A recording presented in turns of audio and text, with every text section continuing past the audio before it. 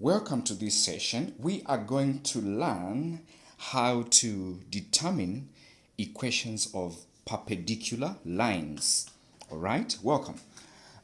We are told line 1, whose equation is 3x minus 2y plus 6 is equal to 0, is perpendicular to line 2, which passes through 6,8, that is a point 6,8. Determine the equation of line 2. All right. We have to rewrite this equation so that we can identify its gradient. So minus 2y will be equal to 3x subtracted from both sides of the equation will give us minus 3x, and 6 also subtract from both sides of the equation will give us minus 6. So we have minus 2y is equal to minus 3x minus 6, and we can now divide both sides by 2, divide by negative 2 rather, by negative 2, and therefore y will be equal to 3 over 2x plus 3. Negative 6 divided by negative 2 is 3. So the gradient of line 1, which is m1, is 3 over 2.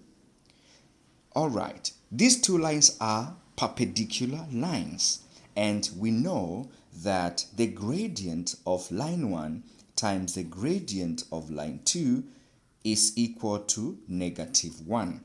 This exists when the two lines are perpendicular. So we can determine the equation of line 2 by first finding the gradient of line 2, which is m2.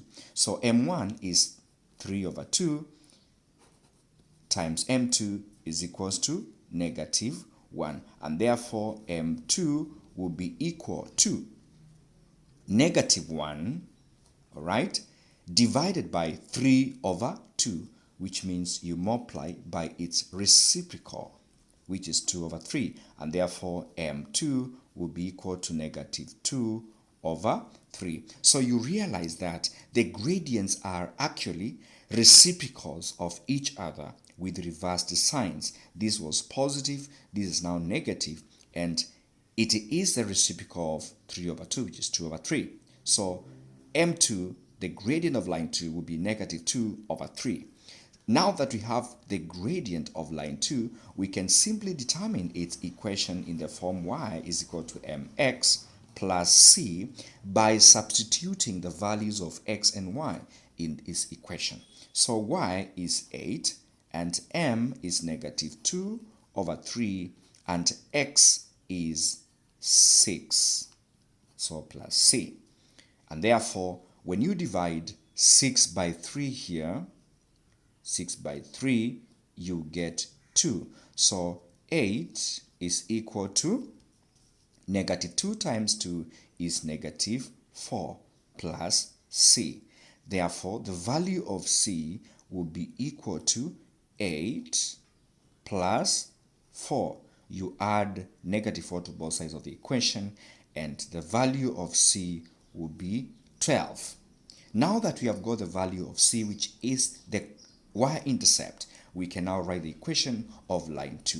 So the equation of line